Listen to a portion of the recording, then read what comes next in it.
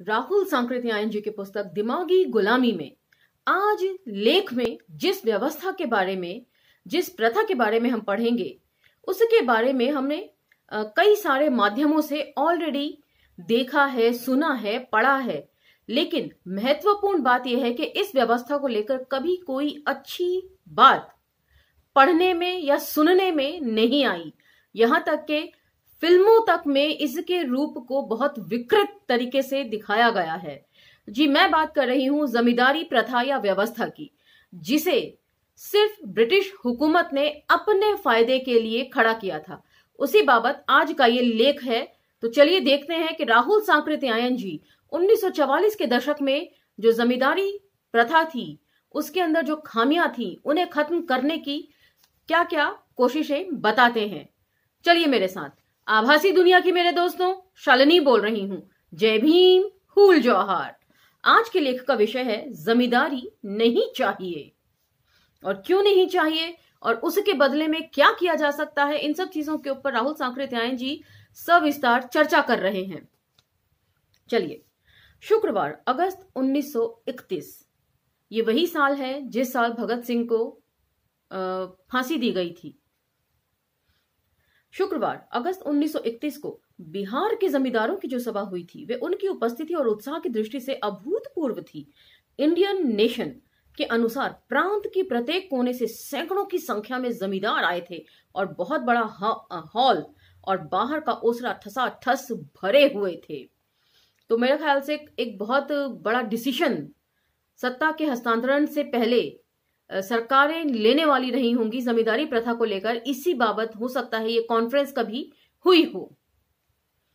बड़े बड़े उपाधिधारी राजा और महाराजों के साथ छोटे से छोटे जमींदार भी कंधे से कंधा भिड़ाकर जमींदारों की उन बहुसंख्यक समस्याओं को हल करने के लिए उत्सुक थे जो आज उस समूचे वर्ग के सामने उपस्थित हैं। उद्देश्य की महत्वपूर्ण एकता इससे दृष्टिगोचर हो रही थी, जिसने एक सामान्य भय की छाया के कारण समुदाय, जाति और संप्रदाय के सभी बंधनों को छिन्न भिन्न कर दिया था।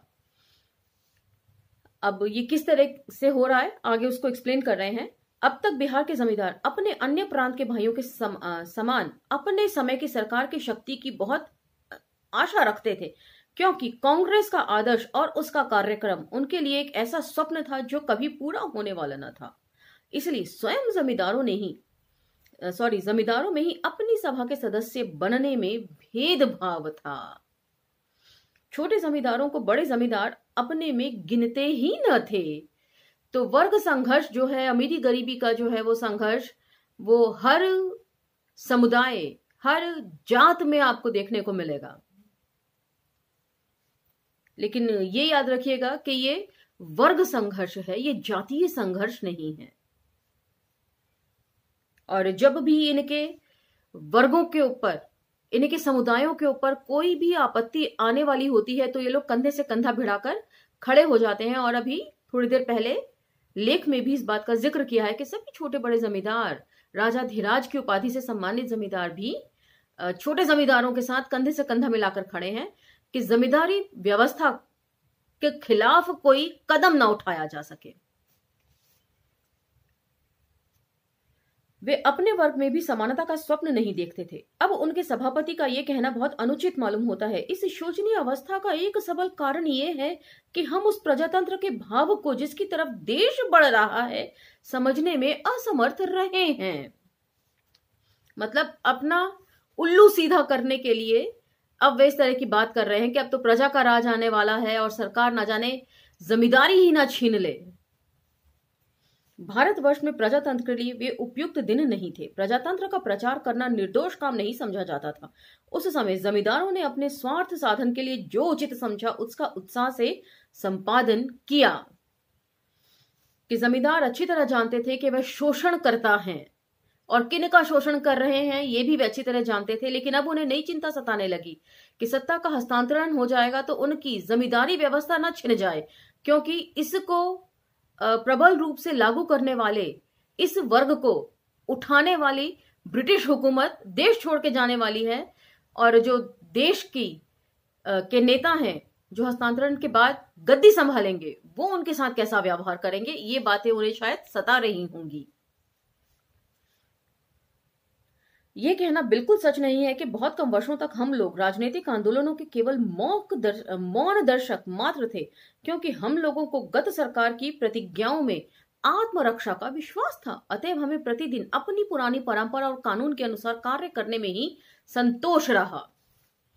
जमींदार केवल मौन दर्शक ही नहीं थे, वे राजनीतिक आंदोलन के समय सरकार के सक्रिय समर्थक भी थे। वे अमन सभाओं के संस्थापक एवं संचालक थे और जन एवं धन थे। स्वतंत्रता के आंदोलनों को कुचल डालने में पुलिस के सहायक थे।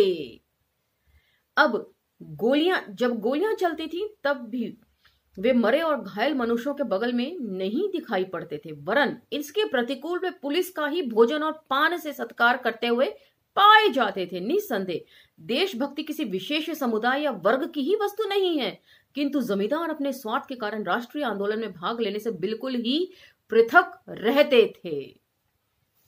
तो यही बात हमने सत्याग्रह और हड़ताले में भी पढ़ा था। जब भगत सिंह बारदोली का जिक्र करते हैं, जो आंदोलन था बारदोली में, उसमें वे सरदार पटेल के ऊपर आक्षेप करते हैं कि किस तरह वो जलपान की व्यवस्था करवाते थे, शराब के ठेकों से सोडे की बोतल्स मंगवाया करते थे। तो ये सब बातें भी ध्यान में रखनी चाहिए आपको। मैं जानती हूं बहुत जल्दी आप लोग लेख भूल जाते हैं, इसलिए प्लेलिस्ट बना दी गई है जिससे आपको सहूलियत हो उन लेखों को ढूंढने में। हम यहां से सिर्फ पाठन कर सकते हैं, पठन करना आपका जिम्मा है।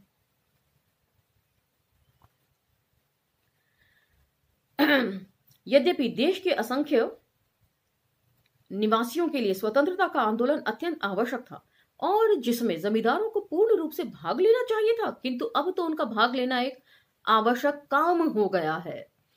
अब उनके पास कोई चॉइस नहीं है। अब वे देशभक्ति में के आंदोलनों में जबरदस्ती कूद पड़ रहे हैं अपने आप को देशभक्त का तमगा दिलवाने के लिए। जमींदारों की ओर से बहस करते हुए महाराजा धीराज कहते हैं, हमको विश्वास है कि हमारे प्रधानमंत्री इस बात को स्वीकार करेंगे कि जमींदारों ने भी देश की उन्नति में गत वर्षों में भाग लिया, क्योंकि हम लोग विदेशी नहीं हैं और हमारा सुख और दुख देश के सुख और दुख पर निर्भर करता है। जमींदारों ने भाग लिया है और किसमें? क्या देश की उन्नति में? सचमुच ही ये कहना बहुत साहस का काम है, विशेषकर उस समुदाय का जो सदैव विदेशी शासकों के साथ रहा और जिसके स्वार्थ के लिए उसका जन्म हुआ था। अंग्रेजी हुकूमत ने अपने स्वार्थ सिद्धि के लिए जमींदारी प्रथा का चलन करवाया था। इस सब बातों का वो आगे उल्लेख कर रहे हैं और घोर व्यंग्यात्मक शैली में लिख रहे हैं इस वक्त। उन लोगों ने अगर कुछ किया था तो अपने स्वार्थमय उपभोगों में तल्लीन रहे और लोगों के कष्ट में वृद्धि की है। क्या जमींदारों ने बिहार की राष्ट्रीय कला में मदद पहुंचाई है? क्या उन्होंने राष्ट्रीय संस्कृति की अभिरुचि उत्पन्न की है? वे कहते हैं कि वे नृत्य और संगीत के बड़े संरक्षक रहे हैं, किंतु उनकी संरक्षता क्या कला के निमित्त थी? ऐसे लोगों से कला और साहित्य की उन्नति की आशा रखना बिल्कुल व्यर्थ है। दबे शब्दों में बहुत गूढ़ बात जो है राहुल सांकृत्यायन जी ने लिख दी है कि अपने आप को कला और संस्कृति का पोषक बता रहे हैं, संरक्षक बता रहे हैं, लेकिन क्या वाकई उनकी कला और संस्कृति संरक्षण के पॉइंट ऑफ व्यू से थी? गरीबों की बेटियों को उठवा लेना, उन्हें अपने सामने नचवाना, उनको बेआबरू करना, ये सब कुछ संरक्षणकर्ताओं का तो काम होता नहीं है। तो बहुत दबे शब्दों में गूढ़ बात राहुल सांकृत्यायन जी ने कही है, जिसे आपको समझना पड़ेगा, बिटवीन द लाइंस जिसे बोलते हैं।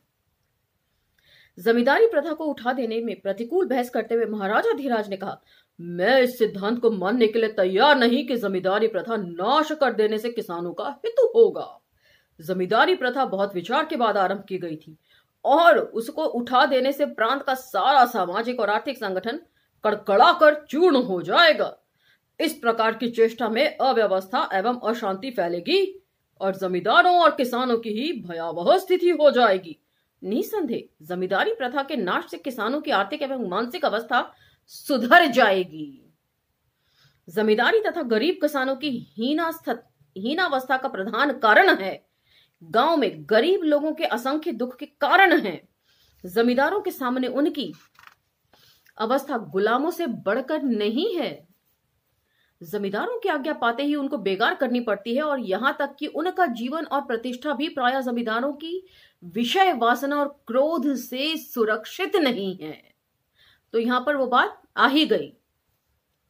जरा सा आप मना करेंगे, मार पिटाई की नौबत आएगी, चमड़ा आपका छील देंगे और आपकी बहू बेटियों के साथ क्या कुछ नहीं करेंगे। यदि जमींदारी प्रथा में कोई और बुराई ना होती तो भी लोगों में इतनी नीच मनोवृत्ति पैदा करना ही इसके नाश करने के लिए काफी कारण था। यह सबको अच्छी तरह मालूम है कि जमींदारी प्रथा ईस्ट इंडिया कंपनी ने अपनी मालगुजारी वसूल करने के लिए कायम की थी, क्योंकि उन झंझटों के जमाने में किसानों से लगान वसूल करना कठिन था। जमींदारी प्रथा न तो किसानों की आर्थिक भलाई के लिए और न देश की भलाई के लिए कायम की गई थी। तो आज जिस तरीके से हम कॉन्ट्रैक्ट फार्मिंग का सुनते हैं, इस बाबत भी 2 वीडियो बन चुके हैं अंबेडकर नामा पर। आप प्लेलिस्ट के जरिए खास मुलाकात वाली जो प्लेलिस्ट है उसमें जाकर उन्हें सुन सकते हैं। तो आज की जो कॉन्ट्रैक्ट फार्मिंग है उस तरीके से समझा जाना चाहिए कि उसमें किसानों का बिल्कुल भी भला नहीं है, सिर्फ पूंजीपति वर्ग जो है वो अपनी भलाई देख रहा है। तो मेरी नजर में तो वे भी जमींदारों से कोई कम नहीं है। इन जमींदारियों से यह बात सिद्ध हो चुकी है कि वे जमीन पर व्यर्थ का भार है, क्योंकि जमीन इतनी बड़ी जनसंख्या का पालन करने में असमर्थ है। पूंजीपतियों को तो अपने कल कारखानों के प्रबंध में कुछ काम भी करना पड़ता है, किंतु जमींदारों को तो अपनी आमदनी हासिल करने के लिए कुछ भी नहीं करना पड़ता, सिवाय कुछ लठैत पालने के, जो उनके बिहाफ पर जाकर धमकाते हैं, डराते हैं और वसूलते हैं। इतनी आमदनी नियत है और सदैव उनकी इच्छा पर निर्भर है। इन बड़े जमींदारों के संबंध में पाश्चात्य शिक्षा हानि पहुंचाने वाली ही हुई है, क्योंकि पाश्चात्य जमींदारों में भी कुछ बुराइयां प्रचलित हैं, वे इनमें भी प्रवेश कर गई हैं। जमींदार आलसी और दूसरों के श्रम पर निर्भर करने वाले के सिवाय कुछ भी नहीं है। सच पूछिए तो जमींदारी प्रथा ना तो सामाजिक और ना आर्थिक दृष्टि से ही उचित ठहराई जा सकती है। जब जनता के सुख के सामने कोई विघ्न आता है तो उसका नाश करना आवश्यक है। अव्यवस्था और अशांति का भय भी उन कार्यकर्ताओं को जो अपने लक्ष्य पर पहुंचने का दृढ़ निश्चय कर चुके हैं भयभीत नहीं कर सकती। अव्यवस्था और अशांति की धमकी उस समाज की जिसकी संख्या अर्थात गणना बिल्कुल ही तुच्छ है, जैसे कि बिहार के जमींदारों की, और जिनके पास ना तो नैतिक और ना राजनीतिक शक्ति है, विचित्र है और उस वर्ग के लिए आत्मघातिनी है। तो जिनकी संख्या तुच्छ है और ना तो नैतिक और ना ही राजनीतिक बल है उनके पास, उनकी बात मानने का कोई प्रयोजन नहीं है, लेकिन फिर भी उनकी जो ताकत है उसको नकारने की भी हिम्मत सरकारों में नहीं है। ये भी एक दूसरा पहलू है सच्चाई का। हम ये जानते हैं कि हमारे प्रांत में कुछ ऐसे जमींदार हैं जिन्होंने गत चुनाव के समय बहुत कुछ अशांति से काम लिया और अपनी जमींदारी रौब दाब अब भी जारी रखना चाहते हैं, लेकिन उनको ये समझ लेना चाहिए कि ऐसा करना उनकी मृत्यु का कारण होगा। उनको ये जान लेना चाहिए कि केवल प्रार्थना और विनम्रता से ही उन्होंने कुछ सांस लेने की जगह मिल सकती है। क्या उन लोगों ने अभी तक ये नहीं समझा कि उस वर्ग का समर्थन उन्होंने खो दिया है जो आज तक उनका समर्थन करता आया है, चाहे वे मजबूरी वश हो, लेकिन किसानों को सरकारों को उनका समर्थन करना पड़ता था। इसमें शक नहीं है कि उनके पास रुपए की शक्ति है, किंतु यदि वे इसे देश की उमंगों को कुचलने में खर्च करेंगे तो यह भी उनके पास नहीं रहने पाएगी। उनके सभापति ने कहा हम लोग आसानी से अपनी न्यायपूर्ण अधिकारों को किसी वर्ग की चाह की प्रतिष्ठा करने के लिए नहीं छोड़ सकते, चाहे वे वर्ग कितना ही बहुसंख्यक और चिल्लाने वाला क्यों ना हो। तो मतलब अपनी स्थिति एकदम स्पष्ट कर रहे हैं कि आम जन बेशक कितनी भी ज्यादा संख्या में हो, लेकिन जमींदारी और पदवीधारी जो लोग होते हैं वो अलग किस्म के लोग होते हैं, उन्हें वीआईपी ट्रीटमेंट मिलना चाहिए। और मणिकर्णिका में हमने पढ़ा था कि किस प्रकार जो इन लोगों को कुछ गुजारा भत्ती दिया जाता था वो इंदिरा जी ने फोर्सफुली बंद करवा दिया था। तो मुझे उम्मीद है कि मणिकर्णिका कम से कम अभी आप लोग नहीं भूले होंगे, और ना ही मुर्दैया। इतने सारे एपिसोड्स उसके बने थे और इतनी तरीके से लिखी गई सरल भाषा में थी कि उसका भूलना नामुमकिन सा है।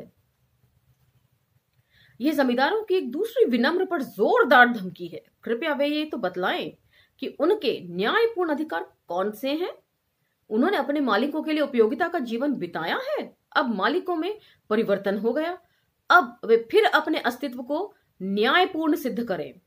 इस वर्ग के जितने पुरुष या स्त्री हैं, उनका अस्तित्व केवल समाज की दया ही पर निर्भर है। ये राहुल सांकृत्यायन जी की समझ रही होगी, लेकिन मणिकर्णिका में वो जो शेरपुर वाली घटना का जिक्र तुलसी राम जी ने किया, जहां पर वे खुद गए थे पर्सनली, मतलब पर्सनल तौर पर लोगों की हालत को देखने, तो वहां पर जमींदारी प्रथा के चलते जिस तरह का जुल्म जमींदारों द्वारा शेरपुर के दलित बस्ती पर हुआ था, वे भी हमने पढ़ा है। और ये आजादी से कई साल आगे की घटना थी। तो जमींदारी प्रथा अभी तक बदस्तूर जारी है। देर करने की चालें व्यर्थ हैं, एक छोटा सब टॉपिक है। देर करने की चालें न चलेंगी। अपर चैम्बर में उन्हें बहुत आशा न रखनी चाहिए। सबसे पहले तो अपर चैम्बर को सरकार के किसी प्रस्ताव को अनिश्चित काल तक स्थगित करने का अधिकार नहीं है। उनको निर्दिष्ट समय के भीतर किसी बात का निपटारा कर देना होगा, नहीं तो शीघ्र ही दोनों काउंसिलों की सम्मिलित बैठक होगी। अगर यह भी मान ले कि अपर चैम्बर की चालें सफल हो जाएं, तो भी सरकार इसको चुपचाप बर्दाश्त न कर लेगी। ये दूसरा चुनाव करवा सकती है जिसमें जमींदारों की बुरी गति होगी। तो ये मुझे थोड़ा सा अकाल्पनिक स्थिति लग रही है। मुझे लग रहा है कि शायद राहुल सांकृत्यायन जी एक्चुअल स्थिति को समझने में चूक कर रहे हैं, क्योंकि जमींदारी व्यवस्था खत्म कहां हुई है, उसके तौर तरीके जरूर बदल गए हैं। दूसरी बात ये याद रखने की है कि कांग्रेस छोटे जमींदारों के साथ बड़ों से बिल्कुल भिन्न व्यवहार करना चाहती है।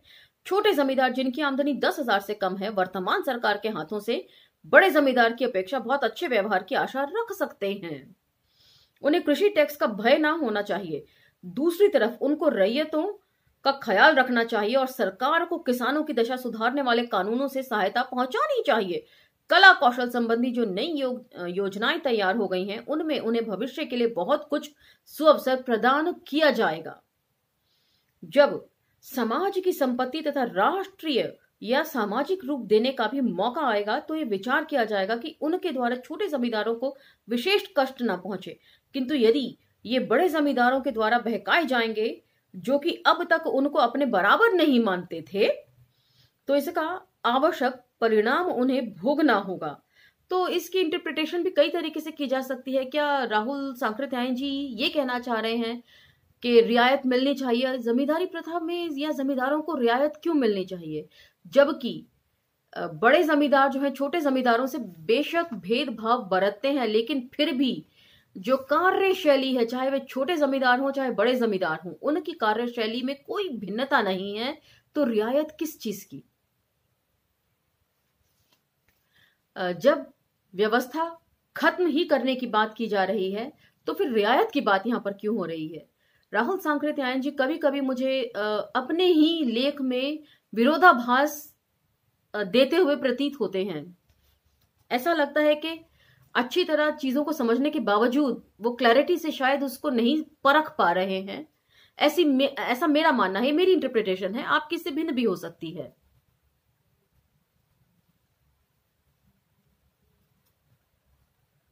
कांग्रेस मंत्रिमंडल जनता के हित के लिए जो कुछ कानून बनाएगा, उसी के समर्थन में जमींदारों को यह आशा नहीं रखनी चाहिए कि वे कांग्रेस में किसी तरह का भेद डाल सकेंगे। बल का प्रयोग उनके वर्ग की हत्या करने वाला होगा। ऊपर की काउंसिल में चालें चलकर वे कुछ देर करा सकते हैं, लेकिन अंत में जो बातें मैंने कही हैं उसमें कोई भेद नहीं पड़ेगा। यद्यपि यह आशा करना बिल्कुल फजूल है कि अदृष्ट रूप से ब्रिटेन की सरकार या साम्राज्यवादी उनकी सहायता करेंगे, तथापि शायद उनके हृदयों में ऐसी आशा हो। वे शायद ये सोच सकते हो कि इस विधान को उठाकर या कांग्रेस मंत्रिमंडल को तोड़कर वे अपने मतलब को साध सकेंगे, लेकिन ये बिल्कुल व्यर्थ है। सरकार को कांग्रेस के साथ सुलह करनी ही पड़ेगी। एक या दो बार कांग्रेस मंत्रिमंडल को तोड़ने में जमींदारों का उद्देश्य सिद्ध ना होगा। मिस्र का वफ्द मंत्रिमंडल 2 बार तोड़ा गया, किंतु अंत में ब्रिटिश सरकार को स्थायी शांति के लिए प्रार्थना करनी ही पड़ी। और पीछे हम लोग वफ्द नेताओं और मिस्र के प्रधानमंत्री का ब्रिटेन के बड़े से बड़े पुरुषों द्वारा स्वागत होते पाते हैं। स्वयं ब्रिटेन ने ही मिस्र का नाम राष्ट्र संघ में सदस्य बनाने के लिए उपस्थित किया और इस समय मिस्र राष्ट्र संघ में इंग्लैंड और दूसरे राष्ट्र संघ के सदस्यों के साथ बराबरी की हैसियत रखने वाला सदस्य है। तो ये भी एक ग्रैबर या लॉलीपॉप की तरह समझना चाहिए। मिस्र का भाग्य पहले ही विद्रोही वफ्द के हाथ में है। ब्रिटेन की दूरदर्शिता से सब परिचित हैं और ये सभी को मालूम है कि अभी या कुछ देर से ब्रिटेन कांग्रेस के साथ अवश्य सुलह करेगा।